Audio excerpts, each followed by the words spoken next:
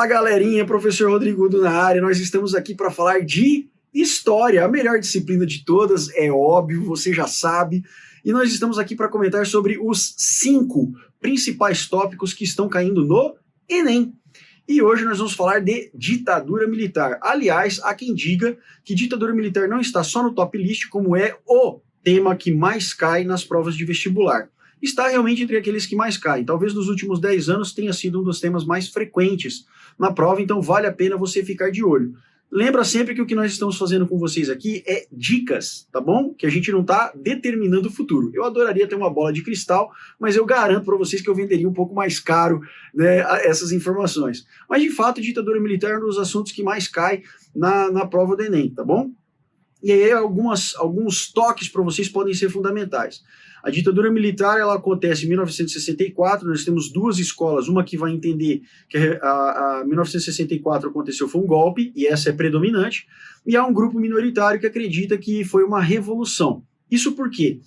Porque durante o governo do João Goulart, uma série de pessoas teriam ido para a rua dizer ou temendo que o governo brasileiro estava se aproximando de países comunistas. Isso já vinha acontecendo com Jânio Quadros, que por incrível que pareça era um populista de direita que acabou abraçando, né, Fidel Castro, Che Guevara, então enfim, mas vamos deixar isso aí de lado agora.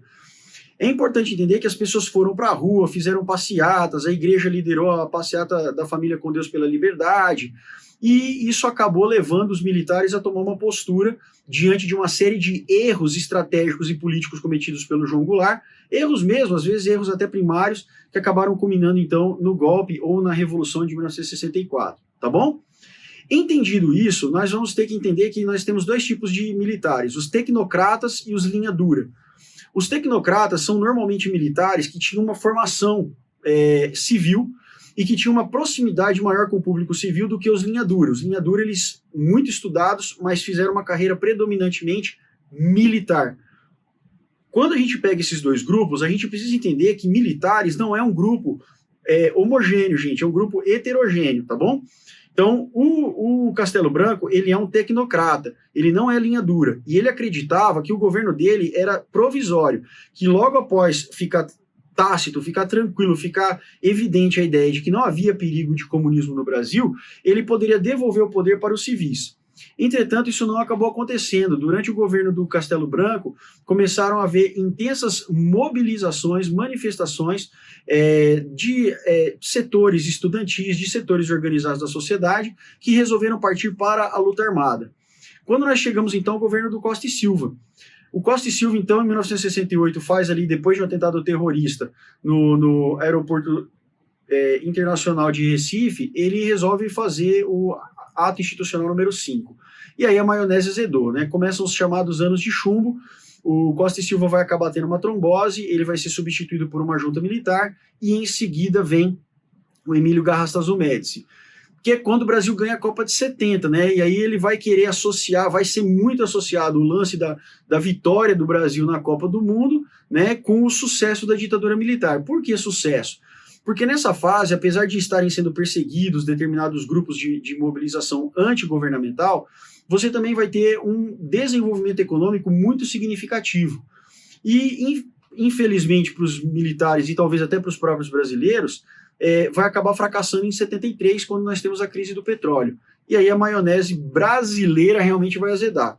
Vamos tentar resolver esse problema criando o Proálcool, né, que é um programa voltado para o desenvolvimento de biodiesel, que vai funcionar. O Brasil é um dos únicos países do mundo que tinha desenvolvido essa tecnologia, mas é mais governo inserido nas ideias, inserido no cotidiano do brasileiro, ao invés de deixar que o livre mercado acabasse determinando o equilíbrio dos preços. De maneira geral, o Emílio Garrastazu Médici acaba fazendo um governo muito duro e acaba sendo substituído, então, por Ernesto Geisel, que é um presidente que está entre ser linha dura e tecnocrata. Por quê? Porque ele diz, olha, na minha mão, a distensão vai começar, mas ela será lenta, gradual e segura. Quer dizer, os militares teriam, então, totalmente o controle da distensão política brasileira. A ordem de Geisel era que ninguém mais deveria ser torturado ou morto nos porões da ditadura, o que acaba acontecendo, e o Edinardo Dávila acaba sendo, que é um dos militares responsáveis por esse segmento dentro do Exército, acaba sendo exonerado.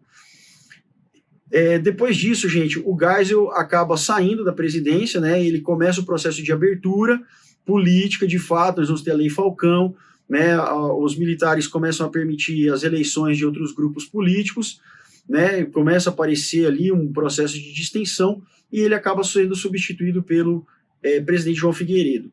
João Figueiredo, então, é aquele camarada que vai azeitar, né, a situação para que possa haver ali condição de o Brasil ter diretas já, o que acaba não acontecendo. O Congresso resolve que não vai haver eleições diretas e que o próprio Congresso decidirá quem vai ser o próximo presidente. É nesse momento que Tancredo Neves é escolhido, mas acaba morrendo antes de assumir a presidência, e o seu vice, José Sarney, vai se transformar no primeiro presidente civil, justamente um camarada que foi contra a votação das diretas já.